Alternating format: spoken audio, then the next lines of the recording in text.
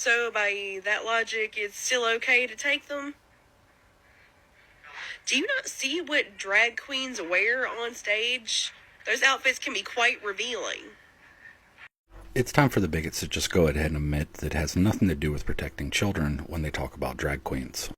It's their hatred of anything associated with the LGBTQIA plus community. Drag queens and drag kings have had a strong association with our community for a very long time now. And that's the part that these bigots who are all protect the children are actually thinking about. Because that example right there is a pretty standard example of drag outfits. And while many drag shows are 18 or 21 plus, it's not due to outfits or songs that they're singing. It's due to the fact that many of them take place in bars and nightclubs. The venue is 18 or 21 plus. So in those settings, many drag queens do wear lounge or cocktail dresses or club attire. Many times, though, they're wearing nothing different than what an American pop star would wear to perform at a concert or in a music video. Because for many drag queens, their inspiration comes from strong, independent women, many who which are famous or pop stars, such as Cher. And many straight American families would have no problem with their children watching a music video of Cher or listening to her music. But the claim from the bigots is the children are now being allowed into those events, ignoring the fact that an event could be set as adult only or a family event. Nobody complains that schools host dances, even though the schools bring in DJs, sometimes lighting, and they try to make it emulate a club for adults. Just in the school dance, you don't serve alcohol and you maybe censor the music a little bit.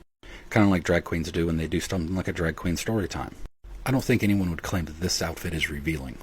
It's almost like drag queens are people that can gauge their audience and figure out what would be appropriate for what setting. But it's never actually been about what the drag queen wears or what is actually taking place at these events. It's still their association with the LGBTQIA plus community. Anything else is just gaslighting. Because straights see no problem taking their kids to Hooters, the restaurant modeled after a sports bar in which the servers wear revealing outfits, and is literally named after a slang term for women's anatomy. And then you have this. I'm sure this looks like a good wholesome family activity.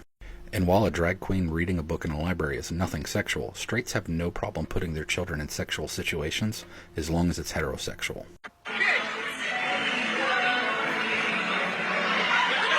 Adults taking a child into a bar and then laughing and cheering on that child when that child kisses an adult bartender. And this is seen as completely okay in the eyes of many straights, as evidenced by the 1.6 million likes that it got when this video was posted on TikTok. The fact that straights see no problem with that but try to sexualize a drag queen reading a story to a bunch of children is an issue of projection. They've sexualized children so much that they can't see anybody else not sexualizing children in the same way they do. So it's time for them to drop the act, admit that they're bigots, and that they don't really care about protecting children.